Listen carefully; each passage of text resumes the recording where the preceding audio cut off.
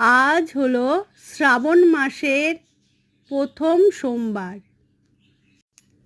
তা আমি প্রত্যেক বছর শ্রাবণ মাসের সোমবারগুলো করি। গতকাল আমি নিরামিষ খেয়েছি, আজকে আমি সারাটা দিন কিছু খাবো না, মানে ফল জল করব। এখানে আমি গঙ্গা জল, ঘি, মধু আর চন্দন দিয়েছি। আমি বছরের প্রত্যেকটা সোমবারই আমি জল দিই।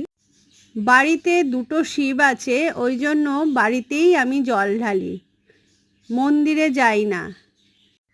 নীল পুজোর সময়ও এই বাড়ির দুটো শিব আছে, এখানেই জল দিই, মন্দিরে যেতে লাগে না। আমি স্নান টান করে পুজো দিতে চলে এসেছি। সারা বছরই আমি সোমবারে উপোস করে জল দিই, কিন্তু জল দেওয়ার পরে আমি ভাত টাত সবই খাই, কিন্তু শ্রাবণ মাসে এই সময়টা আমি আগের দিন নিরামিষ খাই, পরের দিন আমি ফল জল করি। এখানে আমি সমস্ত ঠাকুরকেই দিচ্ছি, শুধু শিব ঠাকুরকে নয়।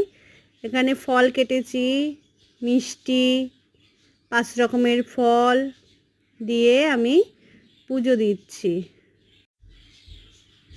ফলগুলো বেশি করেই কাটা, কেননা আমরা সবাই এই প্রসাদ খেয়েই থাকবো, ওই জন্য একটু বেশি করেই কেটে দিয়েছি ঠাকুরকে।